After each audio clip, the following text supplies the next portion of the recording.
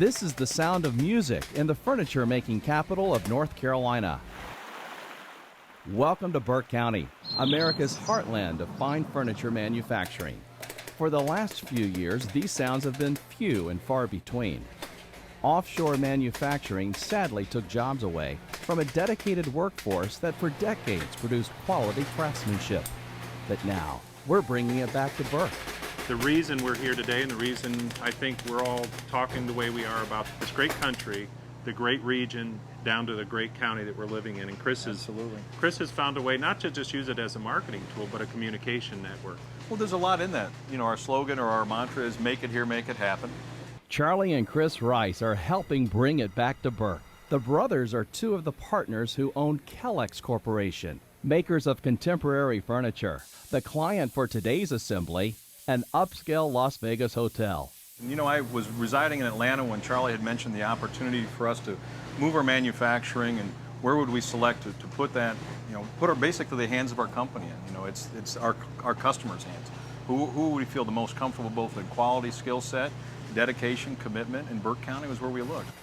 New England-based Adden Furniture moved here too. They researched the area and decided that Burke County was a place for them.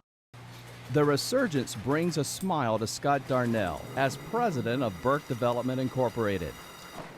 Companies are run by people, not machines. We're taking a skill set in a traditional industry and actually using modern methods of manufacturing and technologies to make that industry competitive once again.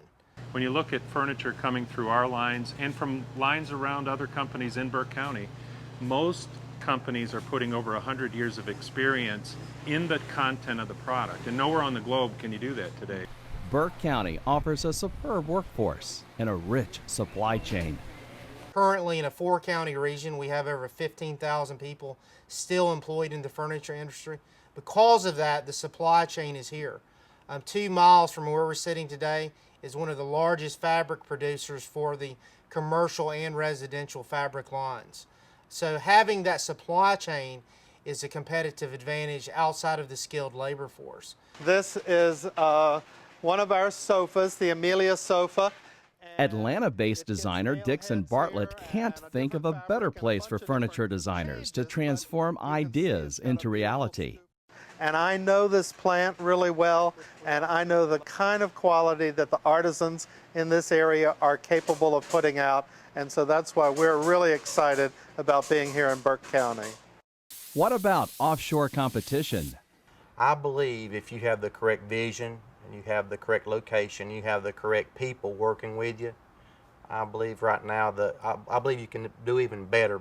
I think that ongoing we'll see more of this in other industries as well, to where the positives of taking things offshore are starting to be known not as great as we thought they were initially. You know, we manufacture around the country. We build product for Four Seasons, the Lowe's, the upper end properties. We ship 3 trucks a week to that property. There's 2,100 pieces of furniture that is on order with us today that is being delivered to Las Vegas on a weekly basis. Hey, our competition offshore cannot do that.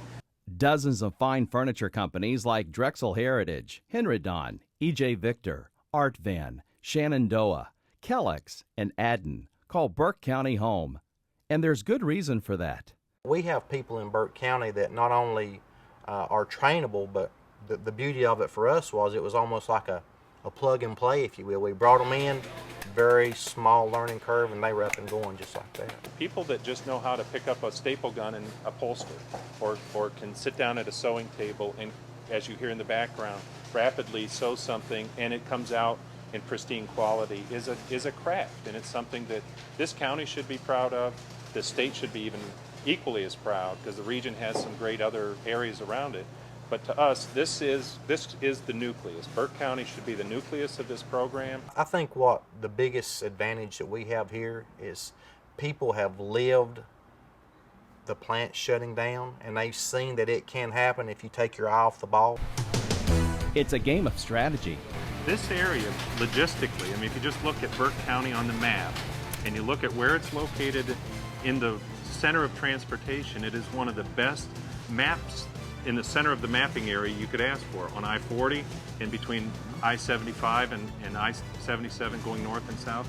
So it is truly, if you were kicking a field goal, the ball is perfectly centered in the middle of that field goal for Burke County. And the people here, from our point of view, are the most willing, honest, hardworking, and able people you want. Looking at the bigger picture from the labor force, the supply chain, and our commitment to providing the resources to help companies be more competitive, it's a very viable strategy and one that we're seeing a lot of success with our local companies already. When you're looking for top quality craftsmen to build a really superior product, this part of Carolina is the place to come to. Made in the USA is alive and well in Burke County. If you like the sounds of progress, make the move to Burke.